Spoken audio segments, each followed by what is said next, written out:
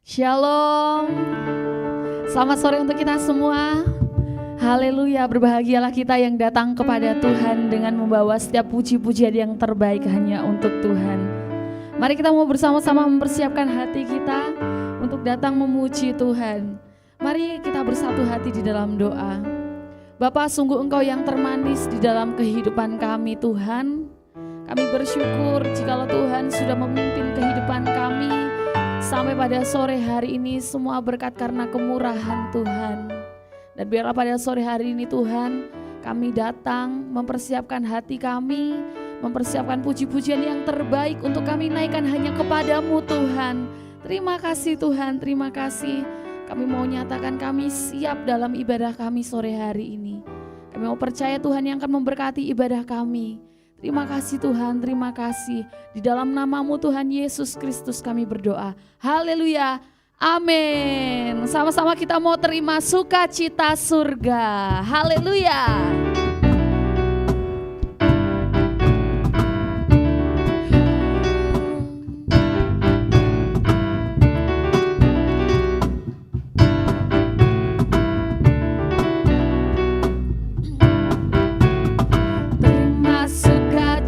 Surga, itulah kekuatan bagi jiwa.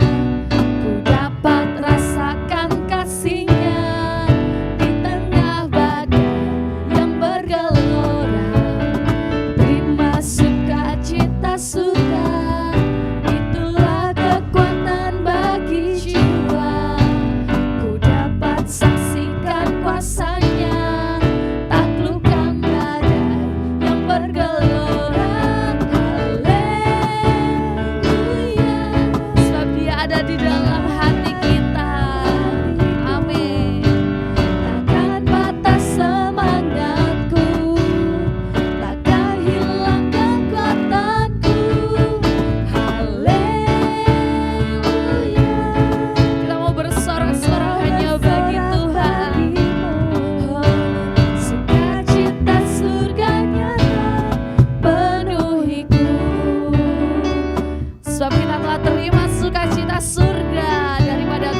Untuk kita semua, terima sukacita surga, itulah kekuatan bagi jiwa. Ku dapat rasakan kasih-Nya di tengah badai yang bergelora. Terima sukacita surga, itulah kekuatan bagi jiwa. Ku dapat saksikan kuasa-Nya, taklukkan badai yang bergelora.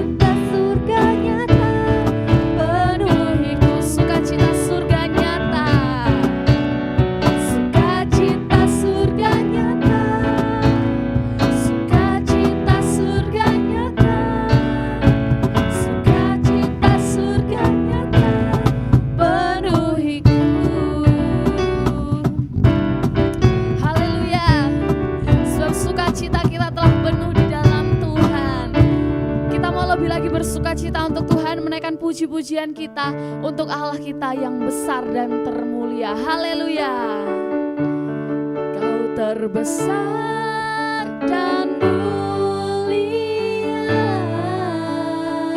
ajaib semua perbuatanmu. Amin. Kau terbesar dan mulia, biarlah semua memujimu. Biarlah semua yang bernafas memuji nama Tuhan. Haleluya. Biarlah segenap hati kita, segenap kekuatan kita memuji, memuliakan nama Tuhan. Segenap hati aku memuji, segenap jiwaku bernyanyi, karena Roh-Mu ada dalamku, Tuhan. Ku angkat tanganku memuji, ku angkat suara dan bernyanyi, karena Roh-Mu ada dalamku, Tuhan. Mari menari memuji, ungkapkan sukacita di hati. Kau terbesar dan mulia, ajaib semua perbuatanmu. Kau terbesar dan mulia. Biarlah semua memuji Tuhan, memujimu.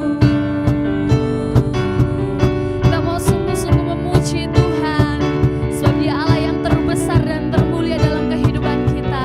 Haleluya. Segenap hati aku memuji, segenap jiwaku bernyanyi, karena Roh-Mu ada dalamku, Tuhan. Kami mau angkat tangan kita Tuhan, memuji. Amin. Ku angkat suara dan bernyanyi, karena Roh-Mu ada dalamku, Tuhan. Mari menari, ungkapkan sukacita di hati.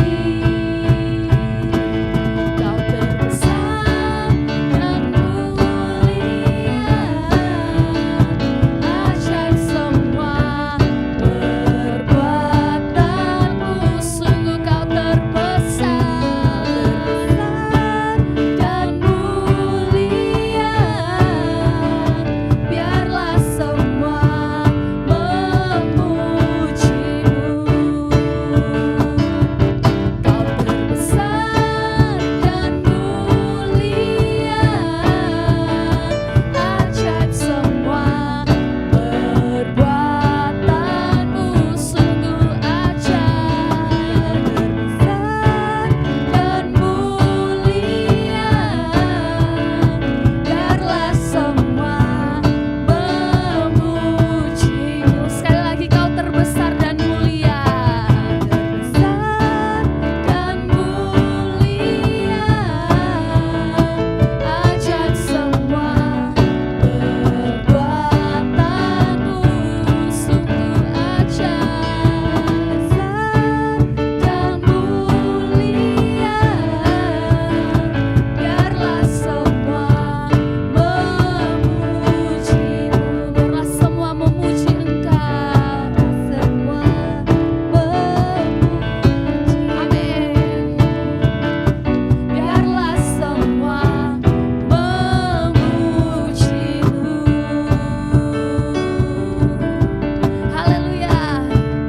Sungguh Engkau yang terdahsyat dalam hidup kami Tuhan. Kami mau memuji-muji kebesaran-Mu Tuhan. Haleluya, haleluya. Sungguh Allah kita adalah Allah yang besar, Allah yang termulia. Haleluya Tuhan, kami sungguh bersyukur kepadamu ya Bapa.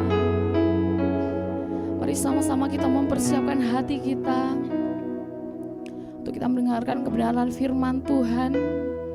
Kita mau percaya, kita dilawat oleh Tuhan melalui firman-Nya, kita dikuatkan oleh Tuhan karena firman-Nya.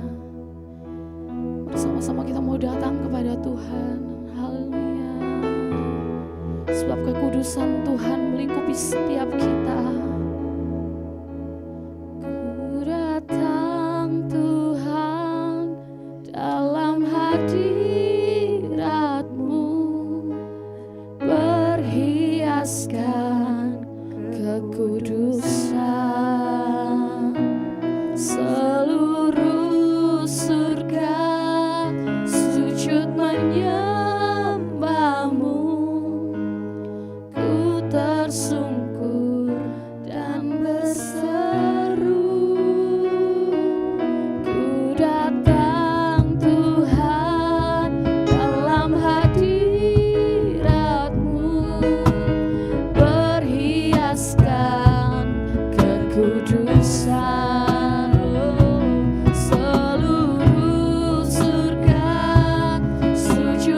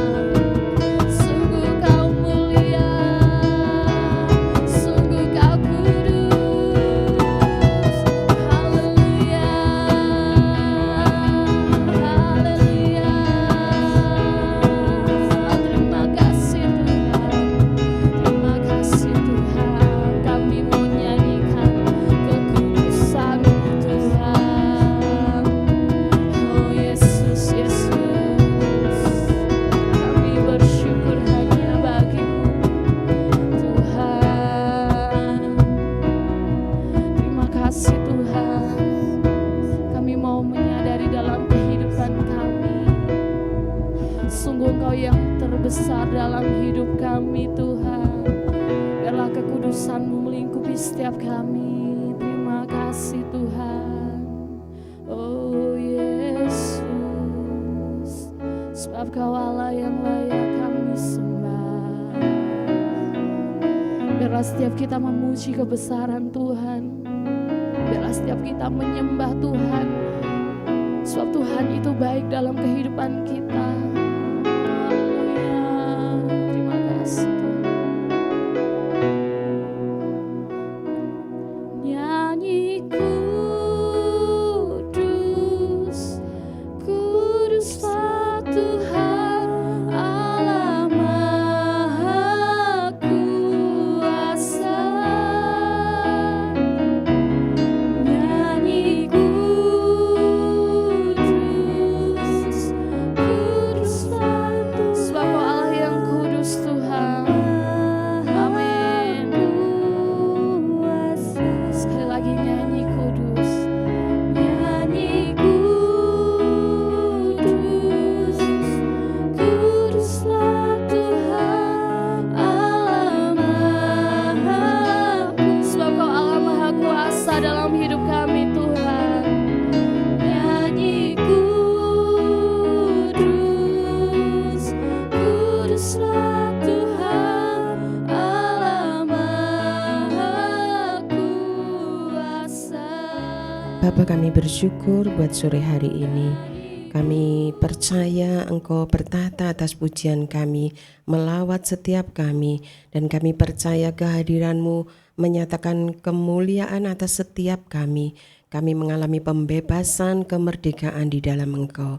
Kami bersyukur buat sore hari ini. Kalau sebentar kami mau mendengar kebenaran firman-Mu, urapi kami ya Bapa, supaya melalui kebenaran firman ini, cinta kami akan Engkau semakin bertambah dan bertumbuh semakin mendalam. Dan kami percaya Tuhan, pada waktu kami menyerahkan hati kami, pendengaran kami, untuk kami mendengar kebenaran firman Tuhan dengan segenap hati kami, maka Engkau akan memberikan kebebasan, kelepasan, bahkan kemerdekaan bagi setiap kami. Kami menyerahkan waktu yang indah pada sore hari ini ke dalam tangan kuasa Tuhan. Hanya di dalam nama Tuhan Yesus Kristus kami siap dengar firman Tuhan. Yang siap katakan bersama-sama, amin. Selamat sore saudara semua. Ya, hari ini kita mau belajar bersama-sama tentang menguasai diri. Hari Minggu yang lalu Pak Mo sudah menyampaikan bahwa kita harus menguasai diri dalam menghadapi situasi apapun, baik itu rencana Tuhan menyatakan kemuliaannya atau kita sedang dalam situasi apapun, penguasaan diri itu perlu atas setiap kita. Nah, kita buka dalam satu ayat di dalam 1 Petrus 4 ayat yang ke-7. 1 Petrus 4 ayat yang ke-7, di situ dikatakan, kesudahan segala sesuatu sudah dekat. Karena itu kuasailah dirimu dan jadilah tenang, supaya kamu dapat berdoa. Hari ini kita belajar 2 poin, bahwa kita tahu semakin hari semakin mendekat, bahwa kesudahan segala sesuatu itu sudah semakin mendekat. Maksudnya apa? Tuhan Yesus akan segera datang, ya. Jadi sekarang usia kita semakin bertambah. Tahun 2025 yang kemarin mungkin kita usianya 24, sekarang jadi 25 tahun. Atau yang oma opa, kita yang usianya kemarin 80, sekarang jadi bertambah 1 tahun di tahun ini. Nah, kesudahan segala sesuatu sudah dekat. Dan kita melihat, kita mendengar, bahkan mungkin kita banyak kali orang mempercakapkannya bahwa ada banyak tanda-tanda kalau kita sedang berada di akhir zaman ini. Dan iman kita tidak boleh goyah. Semakin mendekati waktu kesudahan segala sesuatu, maka semakin diuji iman kita dengan banyak masalah, pergumulan, ujian hidup kita. Kita harus semakin dekat kepada Tuhan. Poin yang pertama yang perlu kita belajar hari ini yaitu kuasai diri kita. Kita harus menguasai diri kita. Maksudnya apa? Tujuannya apa? Pada waktu kita menguasai diri kita, supaya kita bisa mengendalikan diri kita, baik pikiran, ucapan, dan perbuatan. Kalau kita sering jumpa dengan orang-orang yang emosi sesaat, pada waktu emosinya tidak bisa dikendalikan, dia akan membombardir ini orang-orang yang jadi sasarannya itu dengan gitu ya, dengan seperti bayonet itu, kencang sekali dengan perkataan yang enggak usah ditoto sudah. Dia akan ngomong, nah, karena apa? Karena tidak bisa mengendalikan emosi, sehingga apa yang dipikirkan itu diucapkan, bahkan itu dilakukan. Bahkan kalau kita melihat, kita mendengar ya, sekarang ini orang emosi karena mungkin anaknya menangis tidak berhenti-berhenti.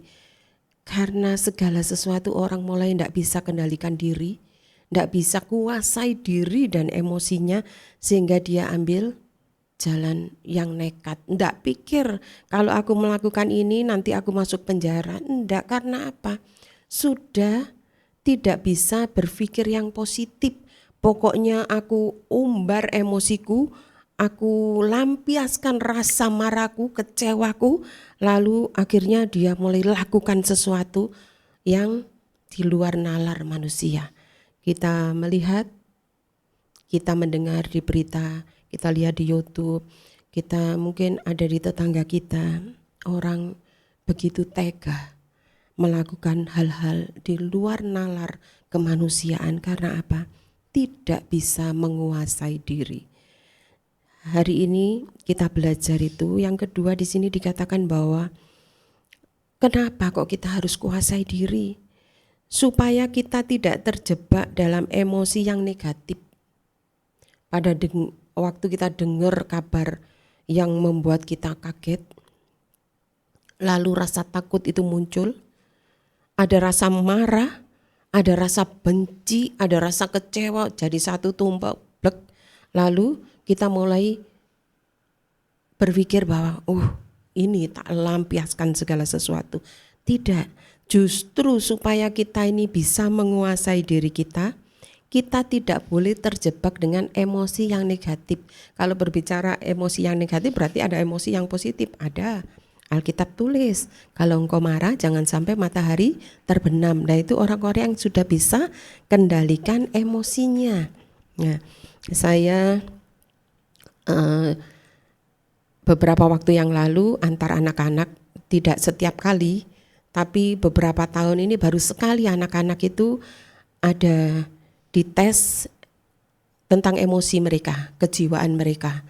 Lalu saya selesai antar anak-anak, selesai mereka semua, lalu saya tanya, oh iya, ini bisa kendalikan emosi, ini bisa memanage emosinya, sehingga pada waktu ada masalah mereka dikatakan sudah mendekati kewarasan. Nah, ini karena saya kerjanya di Pondok Waras, jadi saya setiap kali bergaul dengan mereka. Lalu saya katakan, oh berarti kita ini kalau dites ada Bu, bisa, semua manusia bisa tes yang seperti ini. Tetapi kalau kita sehat secara jasmani, jiwani, dan rohani, di situ ada kriterianya. Kita bisa kendalikan emosi kita. Kita bisa kuasai diri kita sehingga emosi bisa terkontrol. Nah, berarti malam ini kita belajar bahwa kalau ada emosi negatif, ada emosi yang positif. Makanya kalau dikatakan, kalau kita dengar, coba ya, nanti saya tidak berharap semuanya praktek ya. Waktu kita mulai marah, meskipun kita tidak marah, pasti kita akan dengar sesuatu di telinga kita. Lakukan hal ini, yang negatif atau yang positif. Kalau kita merespon sesuatu yang negatif, jadilah emosi yang negatif akan jadi. Pada waktu kita mungkin sedang jengkel dengan seseorang, kita marah dengan seseorang, lalu ojo cuma ngomong itu, lebih lagi kenceng ngomong itu, pasti ada suara-suara yang ada di sekitar kita dan itu di telinga kita, sehingga kalau kita turuti itu maka kita tidak bisa menguasai emosi dan diri kita. Nah, lalu kenapa kok kita perlu kuasai diri kita? supaya kita tidak terjebak dalam keinginan duniawi yang membawa ke arah yang salah. Jadi keinginan duniawi macam-macam, kedagingan ini macam-macam ya. Arahnya kalau ke arah yang salah, pasti itu nanti akhirnya mengakibatkan sesuatu yang membuat kita juga sengsara sendiri.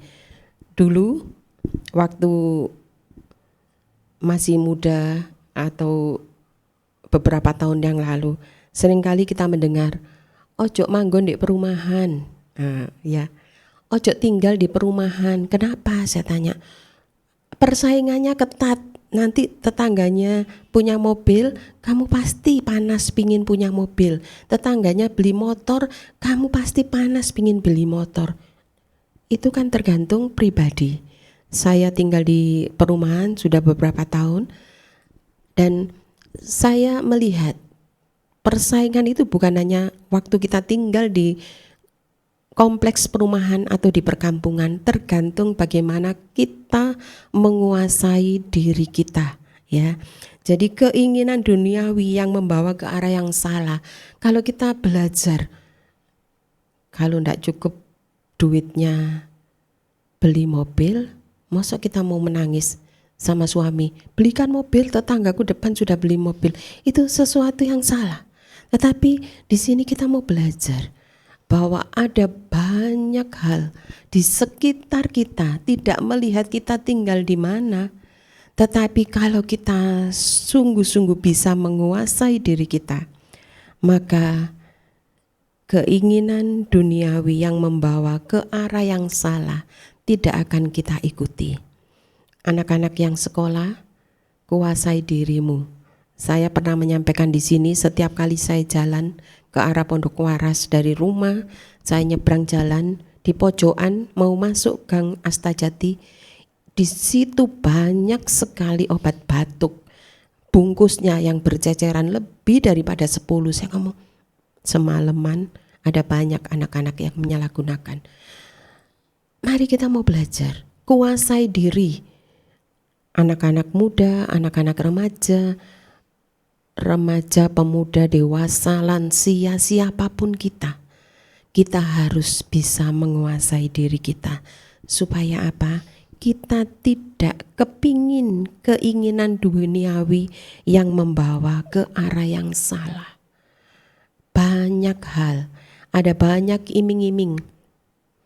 Kalau kita melihat dari sosial media, gampang cari uang dengan cara begini-begini, tapi mari kita mau belajar.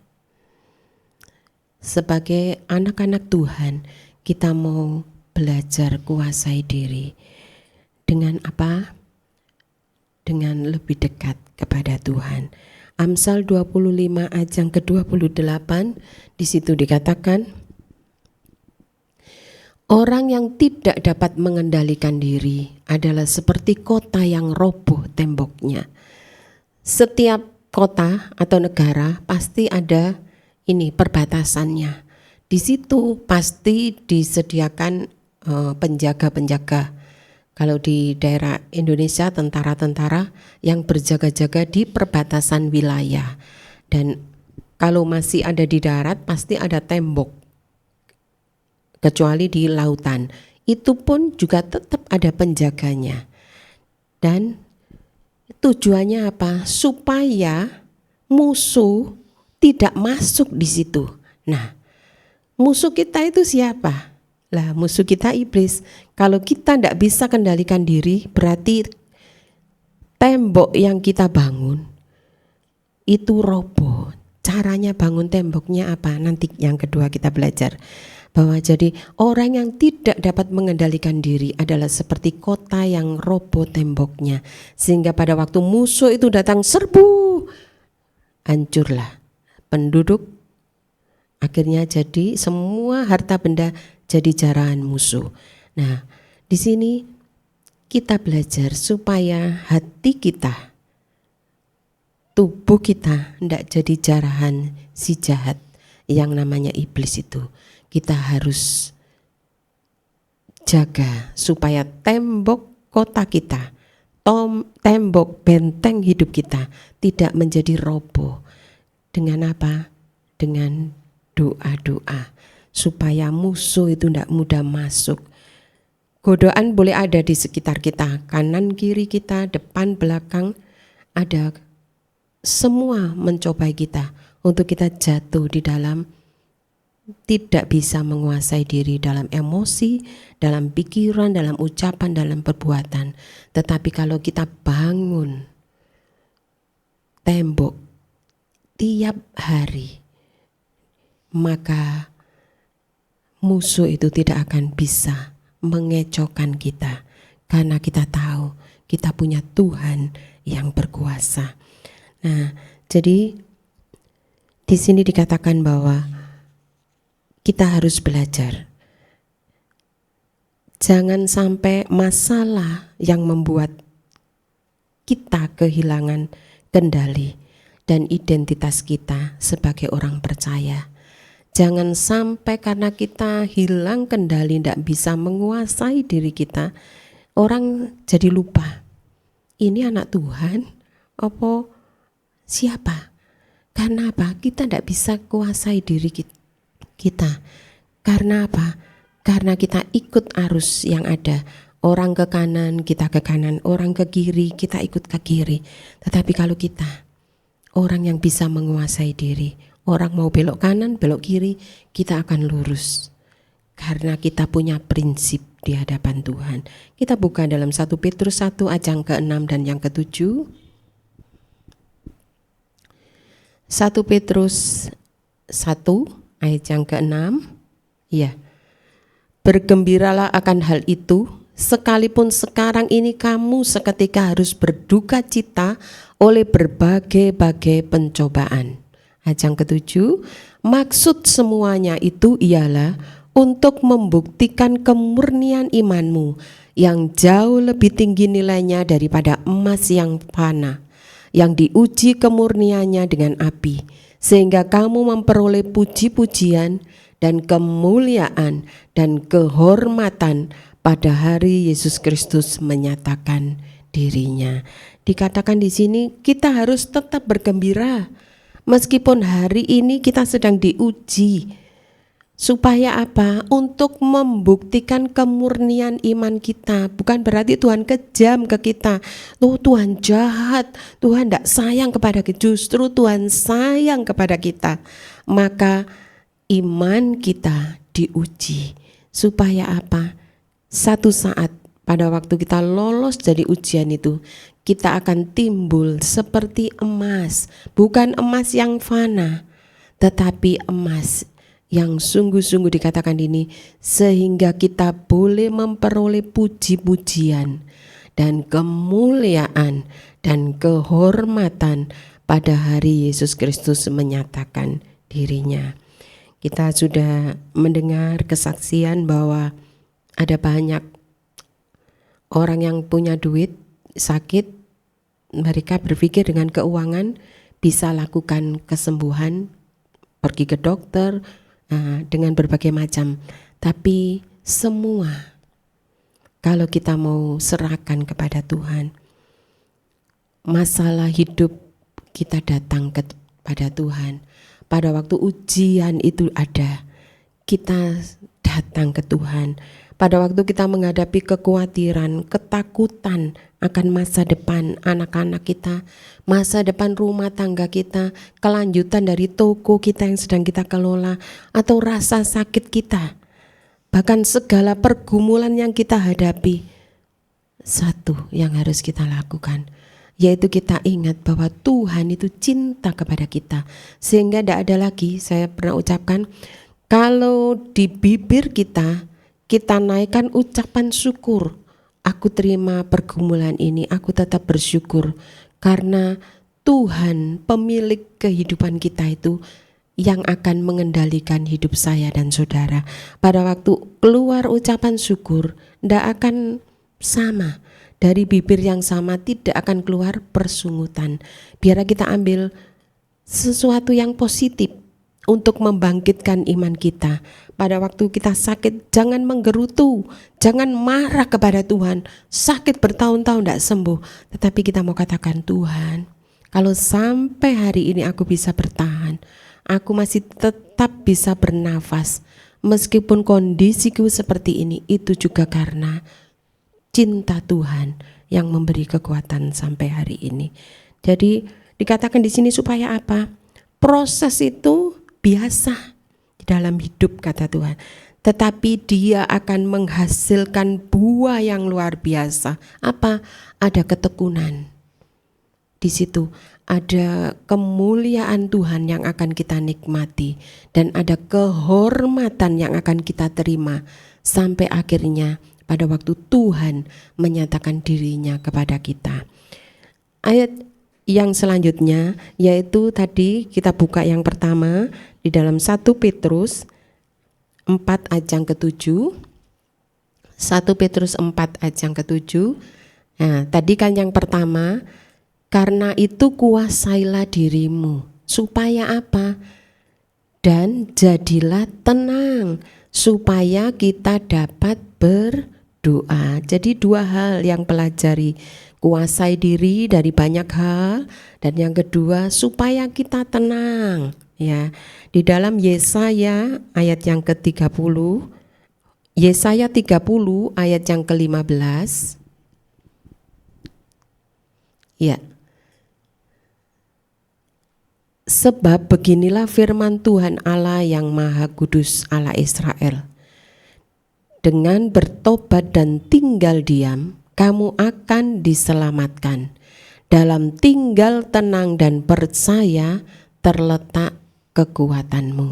Nah, jadi dalam tinggal tenang dan percaya, ini firman Tuhan tulis, itu kekuatan kita ada di situ. Kenapa? Pada waktu kita dengar kabar tidak enak, pasti kaget. Tapi firman Tuhan sudah ngomong, kuasai diri. Supaya kita jadi tenang. Ya. Jadi pada waktu masalah itu menimpa kita, kita harus kuasai diri, tenang. Karena dikatakan di sini, itu letak kekuatan kita. Ya. Jadi mari kita mau belajar.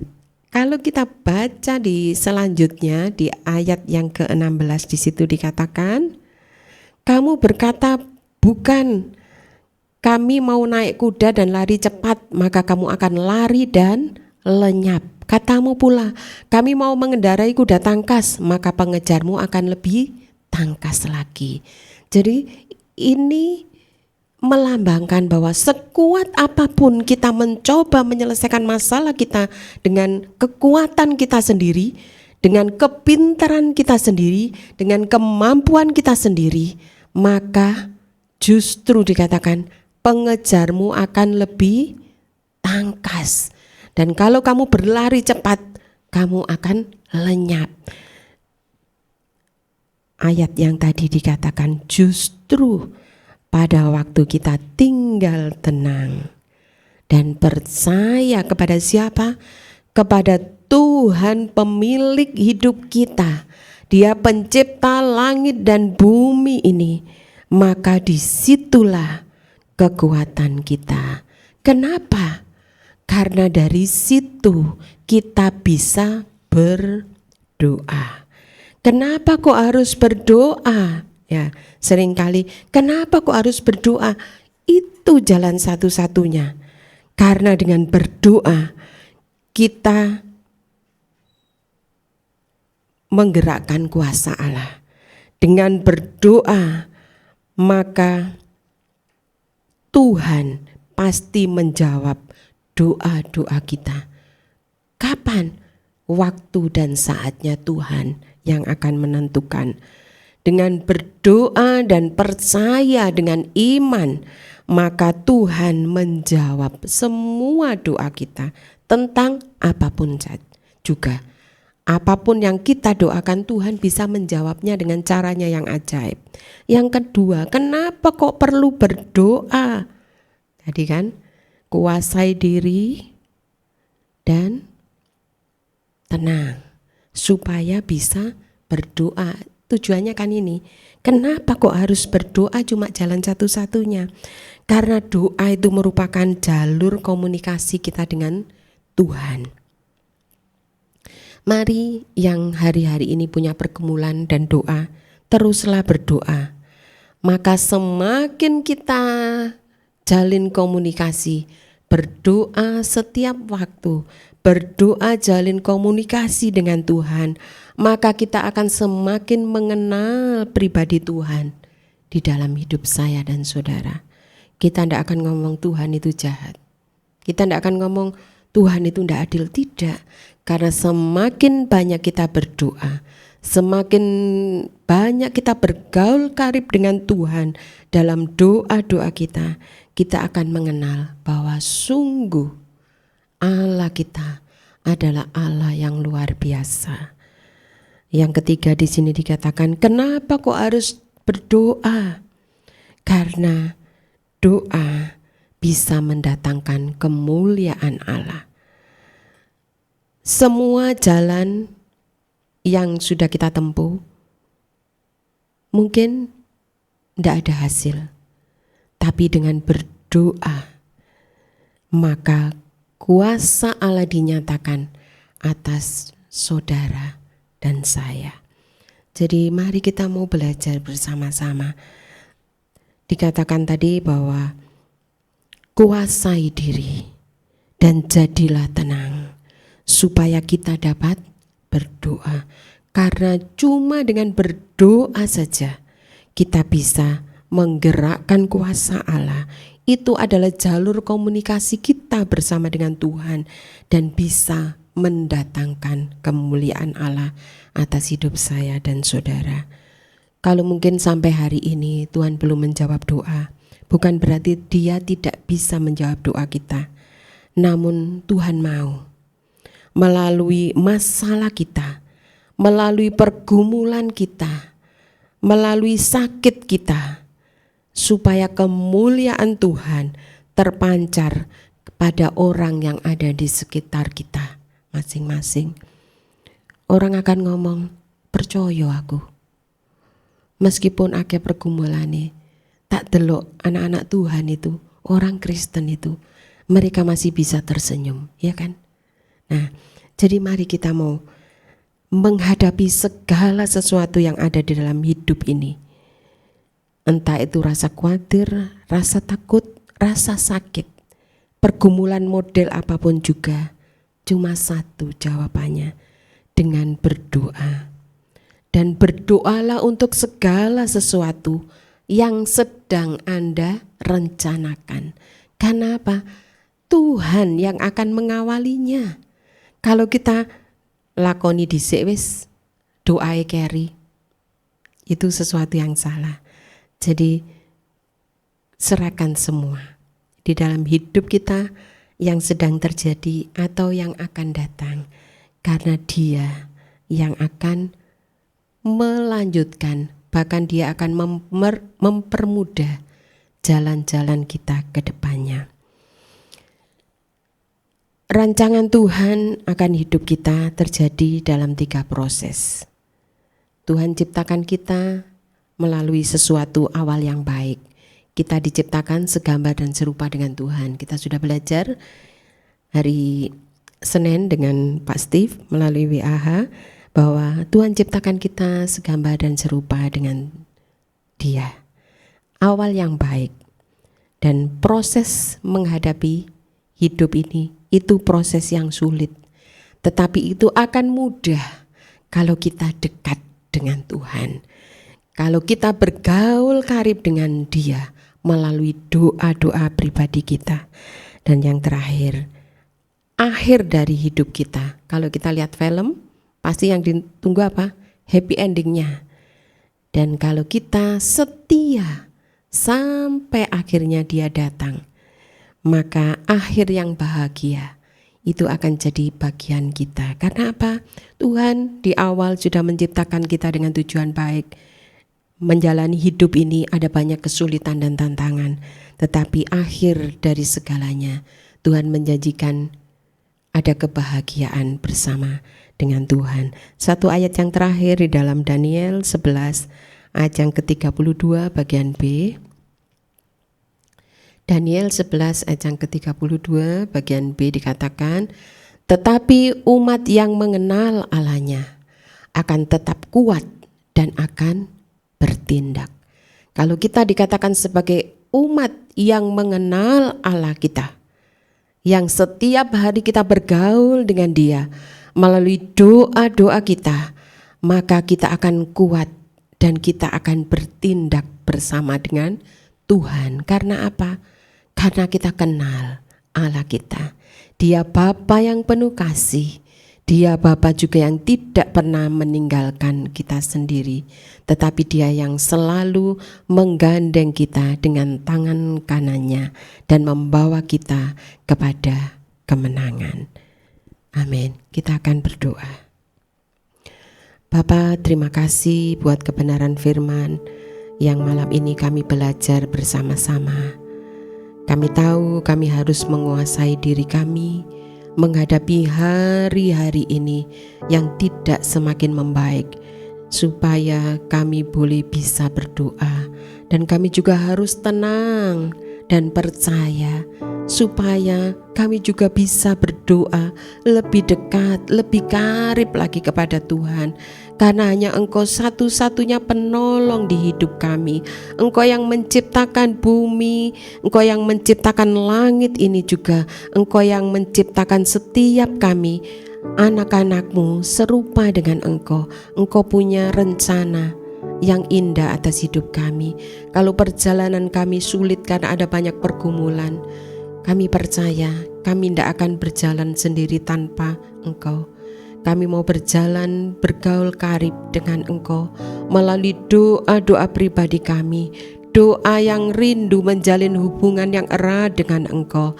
Maka akhir hidup kami adalah happy ending, karena kami jumpa dengan Engkau, pemilik hidup kami yang sejati, yaitu yang namanya Tuhan Yesus. Hamba berdoa untuk seluruh umat-Mu yang mendengarkan kebenaran ini. Bangkitkan iman kami supaya kami tidak menjadi putus asa. Apapun yang kami hadapi hari-hari ini, kami terus memandang kepada Engkau. Kami mengangkat kepala kami karena kami tahu ada pertolongan di dalam nama Yesus yang sanggup menyembuhkan kami yang sakit, yang sanggup memberikan jalan keluar untuk seluruh umat-Mu yang menghadapi masalah dan pergumulan hidup. Bahkan Engkau juga yang menyediakan masa depan yang penuh dengan harapan bagi setiap kami anak-anak-Mu. Terima kasih Bapakku, terima kasih. Kami bersyukur buat sore hari ini. Mari saudara, terima berkat Tuhan, angkat hatimu, angkat tanganmu. Tuhan memberkati engkau dan melindungi engkau. Tuhan menyinari engkau dengan wajahnya dan memberi engkau kasih karunia. Tuhan menghadapkan wajahnya kepadamu dan memberikan engkau damai sejahtera. Yang percaya katakan bersama-sama, amin. Selamat sore, Tuhan Yesus memberkati.